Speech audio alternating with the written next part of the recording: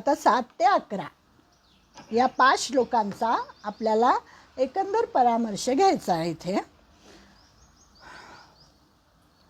की भगवंतानी 7व्या अध्यायामध्ये आपल्याला जीव कशाला म्हणतात ते सांगितलं होतं, की पराप्रकृती अपराप्रकृती या 2 प्रकारच्या प्रकृती 7व्या अध्यायात सांगितलेल्या होत्या.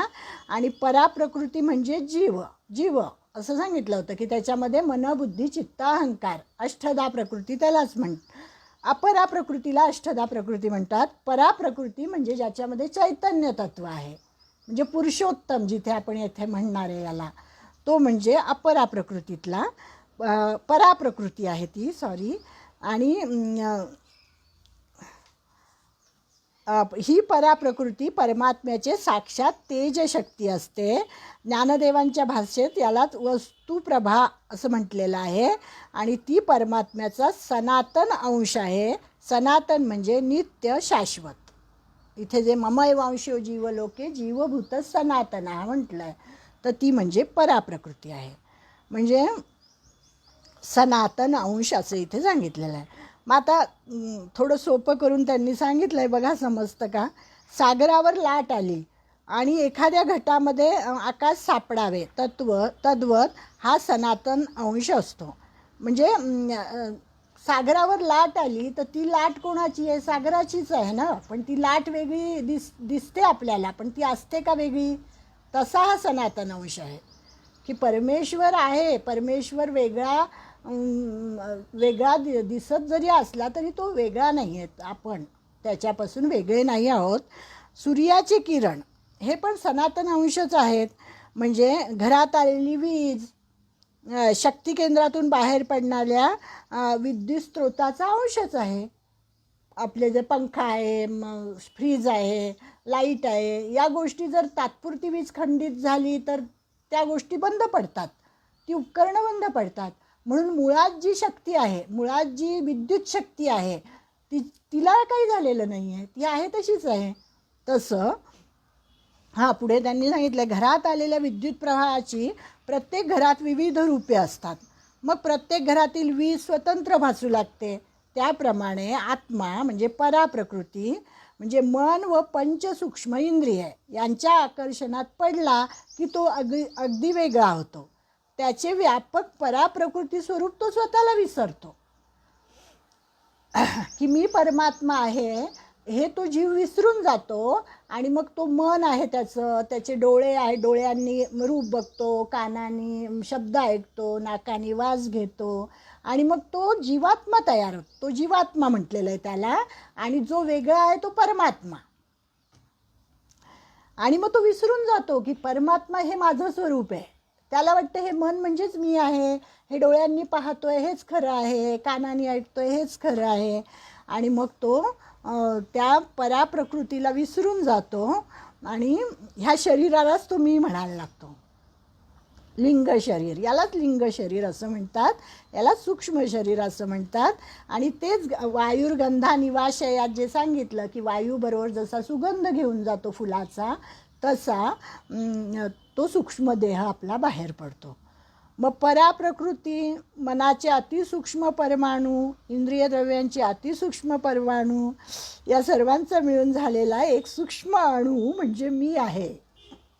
मीची व्याख्या बघा केवढी अवघड केली आहे त्यांनी, की समजा एखाद्या संगणकाला माहिती पुरवली तर ती अतिसूक्ष्म विद्युत अणू साठवून ठेवतो तो.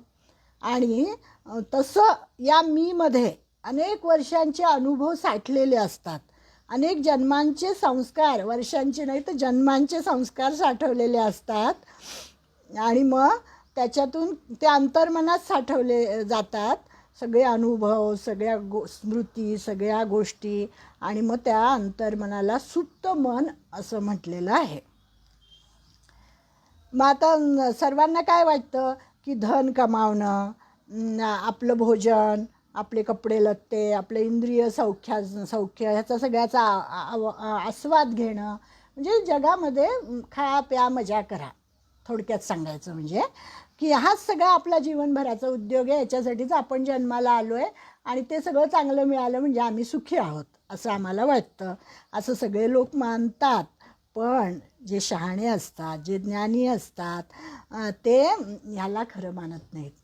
तर ते विविध या जगामध्ये आलेले अनुभव मनामध्ये साठवतात, अनुभव समृद्ध होतात आणि जीवनाचा हेतू काय आहे हे समजून घेण्याचा ते प्रयत्न करतात. आणि मन, बुद्धी, इंद्रियांची सूक्ष्म द्रव्ये हे सगळं त्या मीमध्ये साठवलं जातं. जसं कॉम्प्युटरची चिप सांगितलं ना की त्याच्यामध्ये सगळं साठवलेलं असतं, आणि तसं ह्या मीमध्ये सगळं साठवलेलं असतं. आणि त्यांनी सांगितलं आपण ज्याला चित्रगुप्त म्हणतो की आपण म्हणतो ना तिथे स्वर्गामध्ये चित्रगुप्त बसलेला आहे आणि तो सगळं आपले कर्माचं, काय चांगलं कर्म केलं, काय वाईट कर्म केलं ते सगळं लिहून घेत असतो. ती नोंद त्याच्याकडे असते.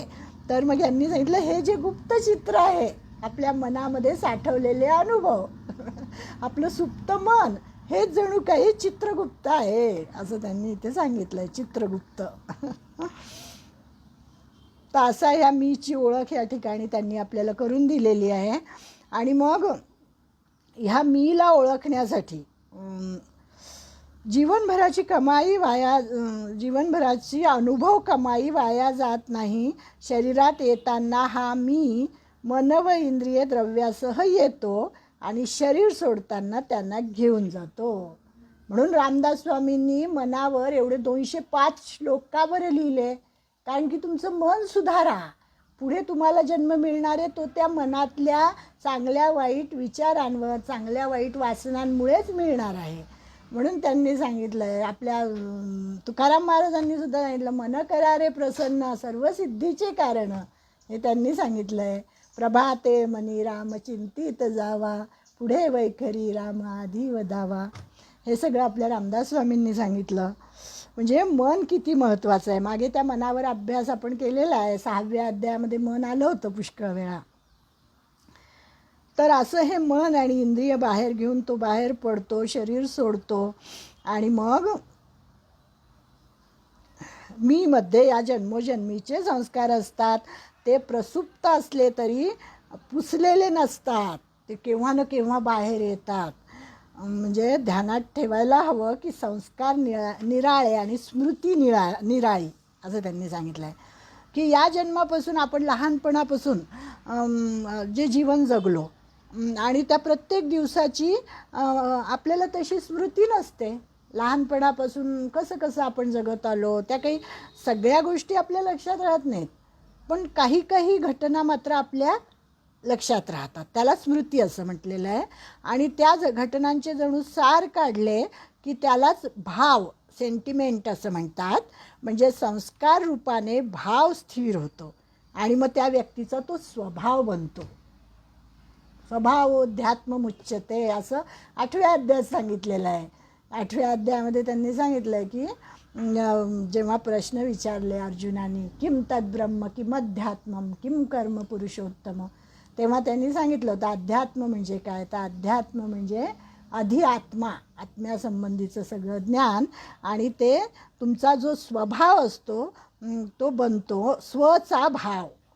स्वचा भाव म्हणजे लहानपणापासून जसं माझे घटना घडत गेल्या, जसं काय मला मिळत गेलं, फक्त याच जन्मातलं नाही तर अनेक जन्मांमधलं, तसा माझा स्वभाव बनतो आणि हा स्वभाव मग जीवनातील निर्णय घेत असतो आणि तसे अनुभवही गोळा करत असतो. त्यामुळे प्रत्येकाचा स्वभाव वेगळा असतो आणि या सर्व घटकद्रव्यांचा मी तयार झालेला असतो, असा हा आतला मी.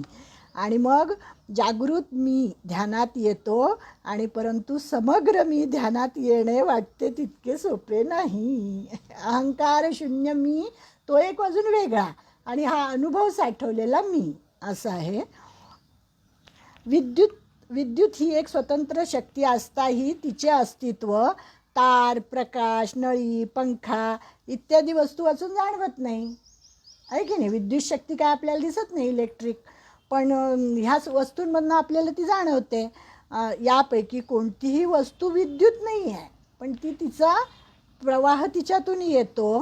त्याप्रमाणे अहम म्हणजे जीवात्मा मेंदूच्या यंत्राच्या साहाय्याने कार्य करतो, व्यक्त होतो, परंतु मी म्हणजे मेंदू नव्हे. मी म्हणजे लिंग शरीर, लिंग म्हणजे खूण, आणि हे अतिसूक्ष्म बिंदुरूप असले तरी त्यात जन्मोजन्मीचे संस्कार संग्रहित केलेले असतात. असा हा मी म्हणजे जीवात्मा शरीरामध्ये दाखल होतो आणि मग नाक, डोळे, कान, त्वचा, जीभ ही सगळी आपली जी ज्ञानेंद्रिय आहे यांच्याद्वारे विविध विषयांचा उपभोग घेतो आणि मग त्याला कधी त्याच्यापासून सुख होतं, कधी दुःख होतं आणि मग नवीन नवीन अनुभव त्याला मिळत राहतात. त्याचा साठा वाढत जातो. 9वा श्लोक आहे. श्रोत्रं चक्षुस्पर्शनंच रसनं घ्राणमेव च अधिष्ठाय मनश्चायं विषयान उपसेवते. हा जीवात्मा मग काय करतो? कान, डोळे, त्वचा, जीभ आणि नाक आणि मन यांच्या आश्रयानेच विषयांचा उपभोग घेतो. आणि जीवात्मा शरीरातून बाहेर पडतो त्यावेळी जीवनभर साठवलेले संस्कार बरोबर घेऊनच बाहेर पडतो.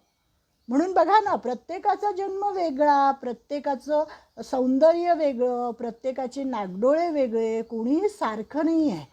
प्रत्येक जण वेगळा आहे. कारण की काय, की त्याचं प्रत्येकाचं कर्म वेगळं आहे, प्रत्येकाचे जीवनभर साठवलेले संस्कार वेगळे आहेत. मग त्यांनी सांगितलं की बीजामध्ये कसा संपूर्ण वृक्ष सूक्ष्म रूपाने साठवलेला असतो. एखादं बीज फोडलं आपण तर त्याच्यामध्ये काय दिसतं आपल्याला? एखाद्या बीजामध्ये उली कोळी पाने दिसतात. वटवृक्षाचे बीज तर फारच लहान असतं, ते फोडलं तर त्याच्यामध्ये काहीच दिसत नाही. म्हणून त्या वटवृक्षाला अश्वत्थ म्हटलेलं आहे. की परमेश्वर म्हणजे काय, की आतमध्ये बीज फोडलं, आतमध्ये बघितलं काहीच नाही, तोच परमेश्वर आहे. कारण की तो सूक्ष्म रूपाने त्याच्यात आहे पण आपल्याला दिसत नाही. त्या बीजामध्ये जसा पूर्णपणे वृक्ष साठवलेला आहे त्याच्यातूनच तो वृक्ष बाहेर येतो. म्हणजे तोच तर म्हणजे त्यात सूक्ष्म वटवृक्ष कोंडलेला असलाच पाहिजे, जरी दिसत नसला तरी तोच तर विकसित होतो.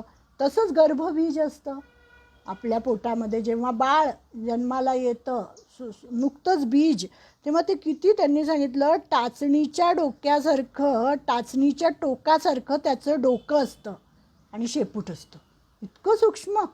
आणि मग ते वाढतं आणि मग त्याला काही आठवड्यामध्ये हळूहळू हातपाय फुटतात. अर्थातच हे सारे परिपूर्ण शरीर त्या सूक्ष्म रूपात बीजात साठवलेलं असतं. आपण अनुभव घेतो ना, येतं ना बाहेर ते. आणि मग पुढे विकसित होणारी मन, बुद्धी, अहंकार ही सूक्ष्म पण अपरा प्रकृतीतील जडद्रव्ये आणि इंद्रिय शक्ती याही गर्भबीजामध्ये सूक्ष्म रूपाने असतात. मन, बुद्धी, अहंकार सगळं असतं त्याच्यामध्ये, एवढ्या छोट्याशा बीजामध्ये. म्हणजे गीतेचं सांगणं काय आहे आपल्याला, की जीवात्मा हे सारे शरीरात येताना बरोबर घेऊन येतो. गर्भबीजामध्ये जीवात्मा अवतरतो. शरीरात असताना जीवात्मा सुखदुःखे भोगतो आणि अनुभव समृद्ध होतो. आणि जेव्हा हा जीवात्मा शरीराच्या बाहेर पडतो तेव्हा तो जीवात्मा मागील जन्मांचे सगळे संस्कार घेऊन आलेला असतो. आणि मृत्यूच्या वेळेपर्यंत संपूर्ण आयुष्यभर ते साठत असतं. ते म्हणून काय पाहावं, काय ऐकावं, काय बोलावं हे सगळं आपल्या हातात आहे. कारण ते साठलेलं आहे. मग ते वाईट बघितलं तर वाईटही साठलं जातं, घाणेरडं बघितलं की घाणेरडंही साठलं जातं, चांगलं बघितलं तर चांगलं साठलं जातं. तो संस्कार आपल्या आतमध्ये मनोबुद्धीमध्ये साठवला जातो आणि मृत्यूनंतर ती शिदोरी घेऊन तो पुढील वाटचाल करतो आणि अशा तऱ्हेने जीवात्मा उत्क्रांत होतो. 10वा श्लोक. उत्क्रामंतं स्थितं वापि भुञ्जानं वा गुणान्वितं विमूढानानुपश्यन्ति पश्यन्ति ज्ञानचक्षुषः.